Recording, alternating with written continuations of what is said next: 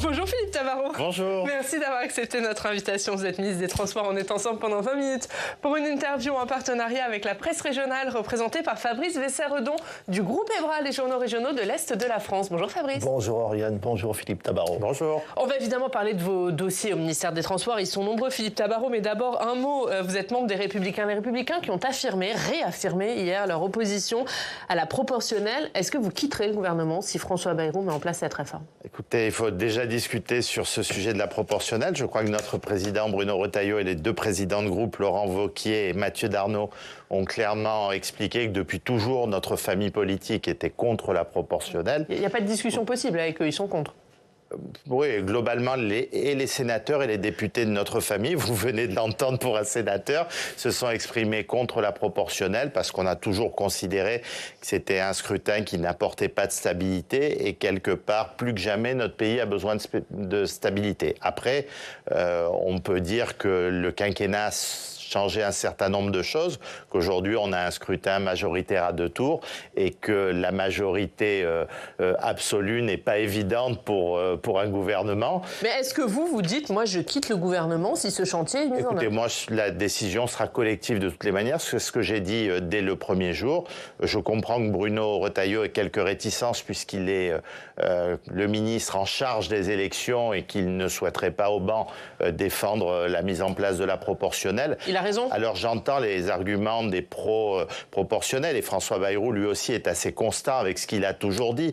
Il y a une question peut-être de représentativité, mais là où il faut de la représentativité, aujourd'hui je pense que le plus important pour notre pays c'est la stabilité. Et la stabilité ce n'est pas le scrutin proportionnel qu'il apporte, notamment en France. Mais est-ce qu'il a eu raison de mettre sa démission dans la balance? On a un vrai problème de coalition à mettre en place. On est dans les prémices. Hein. C'est peut-être la première fois qu'il y a depuis, en tout cas dans la Ve République, un gouvernement qui essaie de créer sur certains textes des coalitions. Mais en tout cas, je ne pense pas que ça réglerait les solutions institutionnelles. Mais vous êtes plus prudent que lui sur quitter le gouvernement moi, j'aime bien jouer collectif. Hein, donc, voilà. Et lui, il a joué perso hier? Non, pas du tout, puisqu'il était aux côtés du président des députés, du président des sénateurs. C'est des points à voir avec l'ensemble de notre collègue. Ça a été évoqué en bureau politique mercredi dernier. Donc moi, je serais bien sûr solidaire de mes camarades ou compagnons. Entre guillemets. Non, mes camarades, c'est une expression qui est très utilisée dans ma famille politique. Mais en tout cas, le plus important, c'est aussi de penser à notre pays. Est-ce que ce mode de scrutin peut apporter de la stabilité pour le pays? Je ne le pense pas. Et je crois que notre participation à ce gouvernement, malgré ce que pouvait penser mon ancien collègue Pascal Alizard, a apporté dans notre pays. On pèse sur l'action gouvernementale. Je pense qu'on montre de nouveau que les Républicains sont un parti de gouvernement et pour toutes ces raisons, je pense qu'il est utile qu'on soit dans ce gouvernement. En tout cas, notre présence dans ce gouvernement a évité probablement d'autres solutions plus à gauche, voire à l'extrême gauche, qui auraient fait beaucoup de mal de manière irréversible au pays. Elle a peut-être évité, ou elle évite pour l'instant, une nouvelle dissolution. Mais pour combien de temps ? Plus que la dissolution, ça c'est dans les mains du président de la République. Est-ce qu'il souhaitera utiliser encore cette arme qu'il a utilisée? Il va bientôt pouvoir. Il va bientôt pouvoir, mais je pense qu'il y réfléchira à 2 fois par rapport à ce qui s'est passé précédemment. En tout cas, moi je pense que le plus important, c'est de pouvoir agir pour notre pays, de lui donner un budget. C'était le moment le plus important et la raison de notre présence au gouvernement, d'apporter un peu de stabilité. Aujourd'hui, de préparer les échéances, et notamment budgétaires à venir. C'est là l'intérêt d'être présent au gouvernement et je pense que les LR pèsent de tout leur poids dans la politique de ce gouvernement. Vous avez plus envie de peser que de partir, en fait, si je vous écoute bien. La décision de partir ou de ne pas partir doit être collective, mais je pense que si nous partons de ce gouvernement, ce qui sera peut-être une option, hein, et je ne la laisse pas de côté puisque Bruno Retailleau et nos autres collègues ont clairement exposé les choses. Je pense que les solutions pour remplacer les LR du gouvernement vont probablement tendre vers la gauche, voire l'extrême gauche. Et je pense que ce qu'il ferait dans ce gouvernement serait totalement irréversible pour notre pays. On va parler des dossiers de votre ministère. Ils sont évidemment nombreux. On va commencer par les taxis toujours en colère. Vous recevez aujourd'hui les représentants des VTC. Vous avez promis aux taxis que les VTC seraient plus contrôlés. De quelle manière ? J'ai vu les VTC hier. Je vois aujourd'hui les plateformes et je revois demain les taxis. Donc, cycle d'échange qui a été lancé en présence du Premier ministre samedi, il y a maintenant 8 jours ou 9 jours. Et l'idée, c'était de pouvoir entendre toutes les parties prenantes et de pouvoir faire une synthèse par rapport aux différentes propositions, de trouver un système pour que le transport de personnes à travers soit des taxis, soit des VTC puisse se faire dans une meilleure harmonie aujourd'hui. On est dans une guerre de tranchées entre les uns et les autres. Il faut appeler au calme. Je l'ai fait déjà à différents épisodes de cette crise. Je souhaite le refaire. J'écoute avec beaucoup d'attention, avec l'ensemble de mes collègues concernés. On est pratiquement dans chaque réunion dans une interministérielle avec l'ensemble des services de l'État. Peut-être ce qu'il a manqué, je dirais, ces dernières années, voire ces derniers mois, c'est qu'on puisse mettre tout le monde autour de la table et pas de manière catégorielle. Mais comment vous allez renforcer le contrôle des VTC ? Écoutez, le contrôle des VTC a commencé. J'ai eu l'occasion avec le préfet de police et mon collègue François-Noël Buffet d'être garde de Lyon la semaine dernière. Nous avons mené un certain nombre d'opérations dans nos aéroports aussi, où c'est quelque part là-bas que la fraude est le plus important. Moi, je veux rappeler qu'il y a des taxis et des VTC dans notre pays, et ce sont l'immense majorité qui travaillent énormément, qui sont des gens compétents, des gens honnêtes, il faut le redire. Par contre, au sein même de leur profession, que ce soit les taxis, les VTC, il y a des personnes qui opèrent de manière illégale, qui font du racolage à la sortie des gares, à la sortie des aéroports, qui donnent une image catastrophiques de notre pays et qui doivent être contrôlés parce qu'ils, là où certains passent des examens et travaillent, je dirais, pour pouvoir assurer une qualité de service, d'autres ne le font pas. Moi, je suis pour la concurrence. On en a souvent parlé sur votre plateau, de la concurrence notamment sur le secteur des transports et du ferroviaire, mais une concurrence qui soit saine et avec des règles qui soient identiques pour les uns et pour les autres.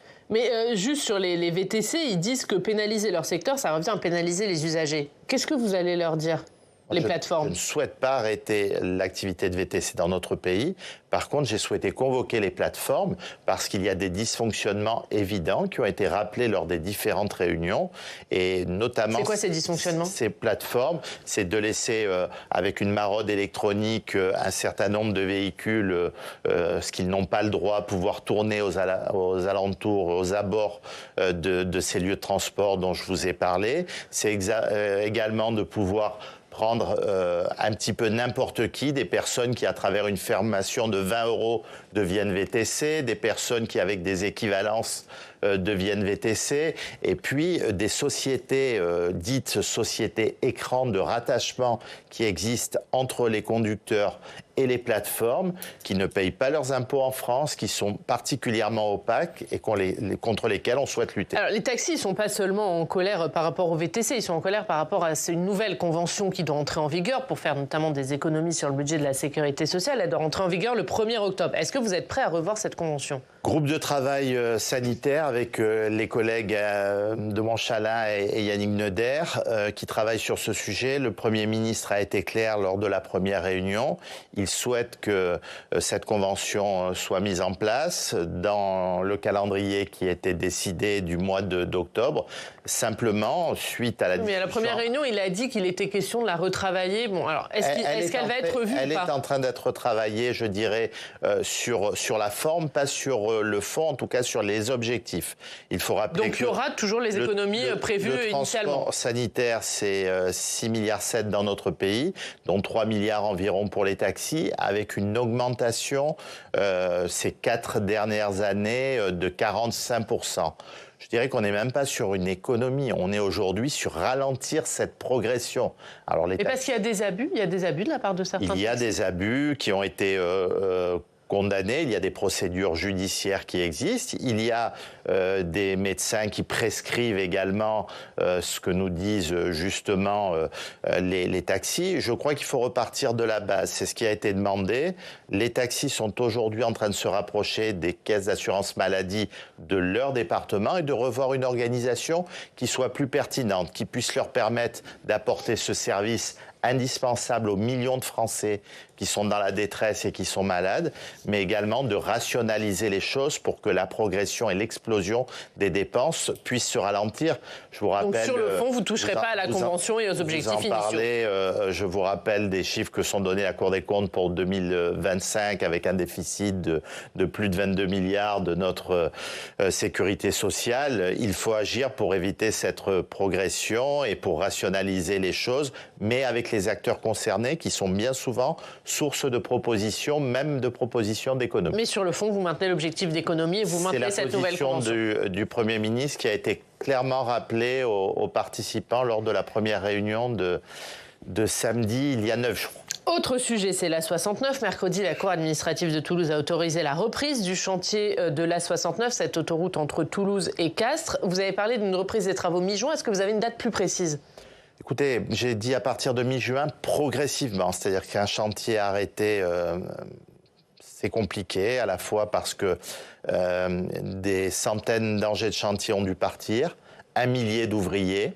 Il a fallu sécuriser ce chantier pendant toute cette période, puisque je rappelle que certaines personnes qui manifestent à travers vos médias le font physiquement par une présence sur le terrain. Il faut faire un état des lieux de l'état du chantier et puis ensuite repartir progressivement. Oui. À quelle date ? À partir de quelle date ? L'objectif, c'est celui que j'ai donné de mi-juin et pour monter. Mais c'est un peu vague.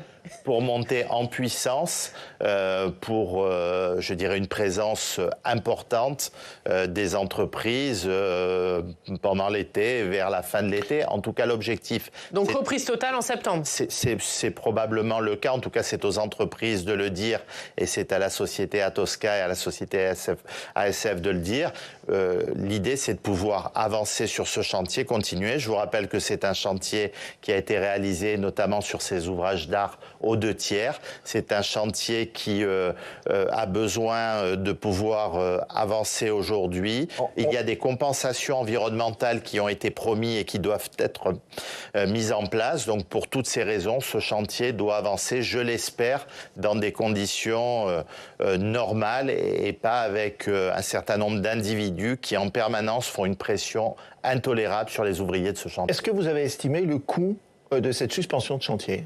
Écoutez, il y a aujourd'hui des discussions entre l'État et la société en question que j'ai citée. On sait que au niveau de la sécurisation du chantier, au niveau de toutes les opérations de gardiennage pour empêcher que le chantier soit envahi, on parle de 200 000 euros environ par jour. Donc on voit que tout ça s'additionne. C'est la raison pour laquelle il est impératif de reprendre ce chantier. Mais le coût supplémentaire, il est à combien du coup ?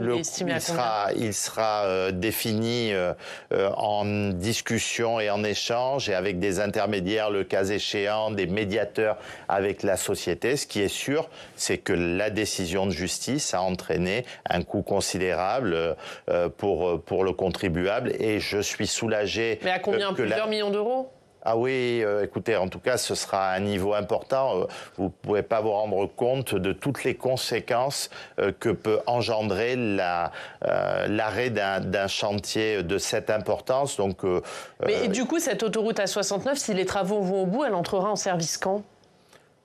Il faut revoir le nouveau planning maintenant. Il faut revoir comment les choses vont fonctionner. Je vous rappelle que l'objectif initial qui allait être tenu, c'était la fin de cette année. Ça devait être fin 2025. Là, c'est quoi le calendrier prévu ? La société Atosca fera un nouveau planning par rapport à... Il faut retrouver... Mais ce ne sera pas fin 2025 ? Ah non, rester sur le même calendrier, il y a eu cette coupure et plus que les mois de la coupure, il y a arrêter un chantier et le reprendre. Et malheureusement, j'espère que ce ne sera pas le cas, mais on anticipe aussi des perturbations importantes dans le chantier. Certains ne s'en cachent pas et ont déjà annoncé qu'ils souhaiteraient même physiquement interrompre de nouveau le chantier, là où la justice... Il y a une mobilisation qui est prévue début juillet, notamment. Raison. Je rappelle qu'il y a eu 14 décisions de justice favorables pour continuer le chantier, une décision défavorable et de nouveau une décision favorable qui rappelle quand même, puisque même si ce n'est pas une décision sur le fond, qu'il y a une raison impérative d'intérêt majeur de reprendre ce chantier. Ouais, mais vous dites que ce n'est pas une décision sur le fond. Est-ce que vous vous préparez à un nouvel arrêt des travaux quand la justice aura tranché sur le fond ? Écoutez, j'ai vraiment bon espoir par rapport à la décision qui a été prise il y a quelques jours, parce que certes, elle est sur la forme, mais le fond a été un petit peu évoqué. C'est ce que je viens de vous dire à l'instant. Le juge a dit j'autorise la reprise du chantier parce qu'il y a une raison impérative d'intérêt majeur caractérisée à continuer ce chantier. Il y avait un texte qui était examiné, qui a été voté au Sénat, qui était examiné hier à l'Assemblée. L'examen a été de courte durée, hein. Il y a eu une motion de rejet. Est-ce qu'avec la décision de justice de la semaine dernière, cette loi, elle a encore une utilité ? Hier, tentative d'obstruction encore de la France Insoumise sur une niche EPR, 700 amendements sur une proposition de loi d'un ou deux articles pour essayer de bloquer les choses. Le texte va revenir par rapport à la motion de rejet qui a été votée hier soir à l'Assemblée en commission mixte paritaire. J'espère qu'elle sera adoptée. Je dirais plus que cette proposition de loi et de son adoption où le gouvernement est resté prudent, a dit qu'il est favorable au projet mais que c'était une initiative parlementaire. Le gouvernement a choisi la voie judiciaire pour faire entendre son intérêt pour que le projet soit mené à bien. Il y a un autre amendement qui est peut-être passé sous vos radars, important dans le projet de loi simplification, qui dit que désormais, et pour tous les autres projets dans notre pays, il faut, dès le début de la procédure, et quand vous obtenez une déclaration d'utilité publique, traiter la question de la raison d'intérêt public majeur à ce moment-là, et c'est logique. On ne peut pas... C'est-à-dire que là, les choses, elles ont été faites à l'envers. Cette loi, elle aurait dû passer avant le début du chantier ? Probablement. Après, on sait que c'est une obligation qui est européenne qui est venue. Je pense, et c'est ce qu'a dit l'amendement du gouvernement, quand on a une déclaration d'utilité publique, ça doit tout écraser. C'est important, c'est pas simple d'obtenir une déclaration d'utilité publique. C'est de dire que demain, on peut exproprier des personnes parce qu'on juge que le projet est au-dessus de tout et que l'intérêt public est dans ce projet. Mais on doit pouvoir tout juger pour tout écraser et ensuite pouvoir sereinement mener le chantier avec des enquêtes publiques au préalable qui peuvent amener à cette déclaration d'utilité publique. Mais je voudrais vous parler des autres autoroutes, celles qui sont déjà en fonctionnement, puisque vous attendez du renouvellement des contrats de concession, des ressources nouvelles pour l'État. Déjà, vous espérez combien ?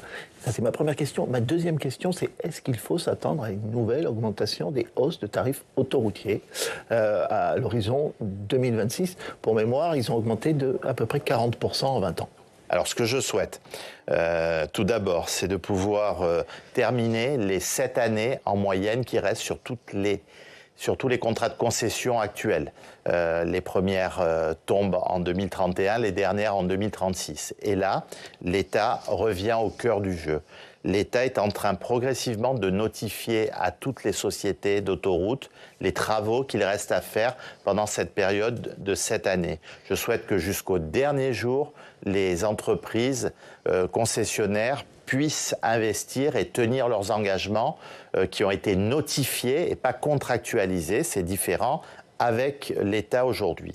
Deuxièmement, je souhaite, à travers la conférence de financement qui est en cours actuellement et pour 10 semaines qui a été lancée par le Premier ministre à Marseille, pouvoir discuter sur l'avenir de ces concessions. On travaille avec 150 experts, dont des experts du Sénat qui ont commis des rapports particulièrement pertinents sur le sujet, de se dire qu'est-ce qu'on fait de ces autoroutes demain. Il semble, à travers les premiers débats que je ne souhaiterais pas préempter, mais que l'idée générale, c'est plutôt de repartir sur un système concessif, probablement moins long que le précédent, qui était pratiquement de 70 années, qu'il y ait des lots qui soient faits par territoire et qu'on avance sur les différents projets. Et je pense que tout le monde peut trouver sa place, à la fois des sociétés concessionnaires avec...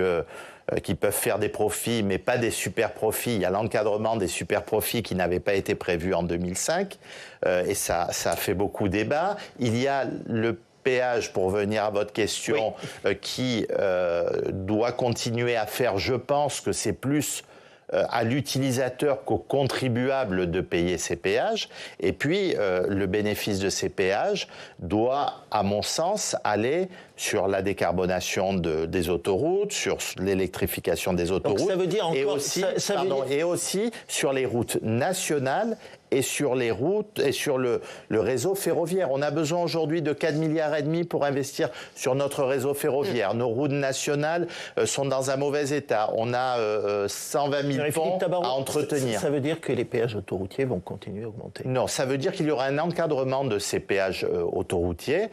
Si vous voulez, on peut faire comme en Espagne. Hein. Ils ont rendu la gratuité des autoroutes aujourd'hui nationalisées.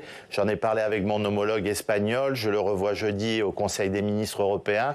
Il m'a dit que c'était probablement une des plus grosses erreurs qui a été commise par son gouvernement, parce qu'aujourd'hui, il n'arrive plus à entretenir les autoroutes et que quelque part, nous, on a quand même une grande fierté d'avoir parmi les autoroutes les mieux entretenues d'Europe. Il faut faire payer le juste prix. Est-ce que vous pensez que c'est aux contribuables de financer les véhicules étrangers qui utiliseraient nos autoroutes et qui ne paieraient pas? Je pense que la meilleure formule, c'est d'encadrer bien sûr ce paiement des péages, mais que quand on utilise une autoroute, on doit contribuer à son entretien et contribuer au financement également d'autres modes de transport et d'autres infrastructures comme les routes nationales et comme les infrastructures ferroviaires. Il y a de nouveaux appels à la grève à la SNCF pour demain, pour après-demain, pour la semaine prochaine également. Ils seront suivis ? Écoutez, c'est difficile de le dire à l'heure où on parle parce que après l'épisode des précédentes grèves du 8 mai dernier et le fait que quelque part, malgré une mobilisation relativement importante, cela ne s'est pas ressenti dans la qualité du service puisque le plan de transport a été assuré entre 90 et 95%, les grévistes potentiels là souhaitent se déclarer au tout dernier moment pour pas que l'entreprise ne s'organise pour faire circuler les trains. Vous savez qu'il y a un délai de 48 heures. Nous souhaitions, avec le sénateur Marseille, passer ce délai à 72 heures. Là, c'est encore 48 heures. Donc, peu de visibilité, mais il n'y a qu'un syndicat, la CGT en l'occurrence, qui a déposé sur le 4. Sur le 5, c'est sur d'autres sujets, et notamment encore la réforme des retraites. Aujourd'hui, il semblerait que la SNCF puisse assurer un plan de transport qui soit à un bon niveau. Quelques perturbations légères en région, RER B, RER D, mais pour le reste, le plan de transport sera assuré au maximum. En tout cas, moi, j'ai une nouvelle vision, une nouvelle pratique là-dessus que peut-être aucun de mes prédécesseurs n'avait utilisé, c'est de se dire, je n'interfère pas auprès du gouvernement pour les obliger à trouver un accord coûte que coûte. Et puis les décisions et les discussions sur le financier ont lieu une fois par an sur les négociations annuelles obligatoires et pas tous les 2 mois pour savoir si on rajoute une nouvelle prime et notamment aux personnes qui sont en arrêt maladie. Merci Philippe Tabarot. Merci beaucoup d'avoir été notre invité. Merci Fabrice. Merci, bonne soirée. À la semaine prochaine. On passe tout de suite au Club des Territoires.